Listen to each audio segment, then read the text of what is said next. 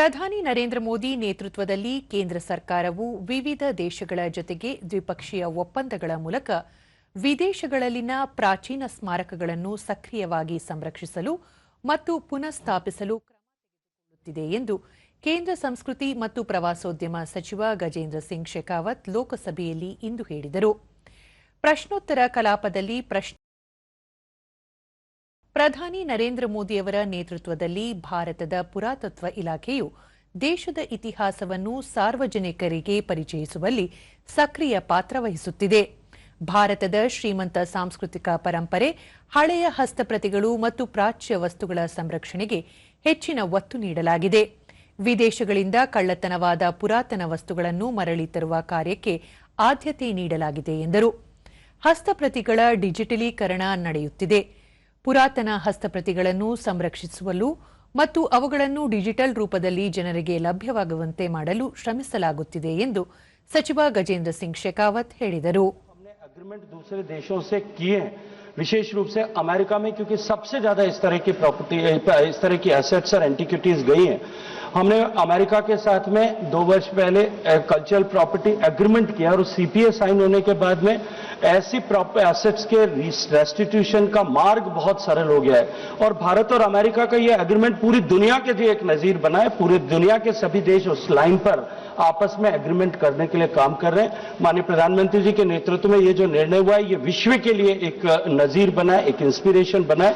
हम विश्वास करें कि आने वाले समय में निश्चित इस दिशा में सकारात्मक प्रगति होगी. ಸ್ಟ್ಯಾಂಡ್ ಅಪ್ ಇಂಡಿಯಾ ಯೋಜನೆ ಕುರಿತ ಪ್ರಶ್ನೆಗೆ ಉತ್ತರಿಸಿದ ಕೇಂದ್ರ ಹಣಕಾಸು ಸಚಿವೆ ನಿರ್ಮಲಾ ಸೀತಾರಾಮನ್, ಪರಿಶಿಷ್ಟ ಜಾತಿ ಮತ್ತು ಪಂಗಡ ಹಾಗೂ ಮಹಿಳಾ ಉದ್ಯಮಿಗಳಿಗೆ ಅನುಕೂಲ ಆಗುವ ನಿಟ್ಟಿನಲ್ಲಿ ಈ ಯೋಜನೆಯನ್ನು ಜಾರಿಗೊಳಿಸಲಾಗಿದೆ. ಈ ಯೋಜನೆಯ ಮುಖ್ಯ ಉದ್ದೇಶವು ಉತ್ಪಾದನೆ, ಸೇವೆಗಳು, ವ್ಯಾಪಾರ ಅಥವಾ ಕೃಷಿ ಸಂಬಂಧಿತ ಕ್ಷೇತ್ರಗಳಲ್ಲಿ ಹೊಸದಾಗಿ ಒಂದು ಉದ್ಯಮವನ್ನು ಸ್ಥಾಪಿಸಲು ಉತ್ತೇಜನ ನೀಡುವುದಾಗಿದೆ ಎಂದರು. ಈಗಾಗಲೇ ಪಿಎಂ ಮುದ್ರಾ ಯೋಜನೆ ಸೇರಿದಂತೆ ಹಲವು ಯೋಜನೆಗಳು ಕೂಡ ಜಾರಿಯಲ್ಲಿ ಇದ್ದು, ಸ್ಟ್ಯಾಂಡ್ ಅಪ್ ಇಂಡಿಯಾ ಯೋಜನೆ ವಿಶೇಷವಾಗಿ ಈ ಸಮುದಾಯಕ್ಕೆ ಹೆಚ್ಚಿನ ಪ್ರಯೋಜನ ನೀಡಲಿದೆ ಎಂದರು. Cabinet will be given a proposal with which we will launch a new scheme to continue with this stand up which benefited SC, ST and women all over the country wherever there is a bank branch. 1 lakh crore तक जो सीमित loans देते थे, ये तो 31/3/25 के दिन खत्म ही हो गया है. और हम नया स्कीम अभी तैयार कर रहे हैं, उसमें हम वेरियस ऑप्शंस देख रहे हैं. पता नहीं क्या कंक्लूजन में आएंगे, कैबिनेट के अप्रूवल भी लेना होगा. इसीलिए मैं माननीय सदस्य का सुझाव सुना हूं, देखते हैं कि कैसे कैबिनेट अप्रूवल करे. ದಿನಗೂಲಿ ನೌಕರರ ಅಭಿವೃದ್ಧಿಯ ಕುರಿತು ಕೇಳಿದ ಪ್ರಶ್ನೆಯೊಂದಕ್ಕೆ ಉತ್ತರಿಸಿದ ಕೇಂದ್ರ ಸಚಿವ ಮನ್ಸುಖ್ ಮಾಂಡವೀಯ, ದೇಶದ ಆರ್ಥಿಕತೆಯು ವೇಗ ಪಡೆದುಕೊಳ್ಳುತ್ತಿರುವ ಜೊತೆಗೆ ದಿನಗೂಲಿ ನೌಕರರ ಅಭಿವೃದ್ಧಿಗೂ ಕೇಂದ್ರ ಸರ್ಕಾರ ಗಮನ ಹರಿಸುತ್ತಿದೆ.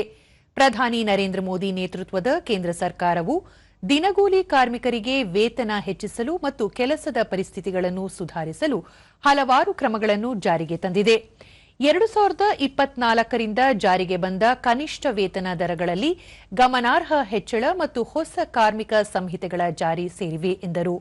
2017-18ರಲ್ಲಿ 295 ರೂಪಾಯಿಗಳಿದ್ದ ಕಾರ್ಮಿಕರ ಸರಾಸರಿ ದಿನಗೂಲಿ ಈಗ 418 ರೂಪಾಯಿಗಳಿಗೆ ಏರಿಕೆಯಾಗಿದೆ ಎಂದು ಅವರು ಹೇಳಿದರು. ಕೇಂದ್ರ ಸರ್ಕಾರವು ನಿರ್ಮಾಣ ಕಾರ್ಯದಲ್ಲಿ ತೊಡಗಿಸಿಕೊಂಡಿರುವವರು, ಶುಚಿತ್ವ ಕಾರ್ಯದ ನೌಕರರು, ಲೋಡ್ ಕಾವಲು ಸಿಬ್ಬಂದಿ ಸೇರಿದಂತೆ ಕೇಂದ್ರ ವಲಯದ ಕಾರ್ಮಿಕರಿಗೆ ವೇರಿಯಬಲ್ ಡಿಯರ್ನೆಸ್ ಭತ್ಯೆಯನ್ನು ಪರಿಷ್ಕರಿಸಿದೆ. ಇದರಿಂದ ದಿನಗೂಲಿ ನೌಕರರು ಆರ್ಥಿಕವಾಗಿ ಸಬಲರಾಗುತ್ತಿದ್ದಾರೆ ಎಂದರು. जो कैजुअल वर्कर्स 2017-18 में 24% था, कैजुअल वर्कर्स फॉर्मल वर्कर्स के रूप में कन्वर्ट हुए, इसलिए कम होकर 19% हुआ. ये देश की इकोनॉमिक ग्रोथ बताता है, देश का एम्प्लॉयमेंट जनरेशन बढ़ाता है और देश में सोशल सिक्योरिटी कवरेज से जो फायदा हुआ है उसका नतीजा है.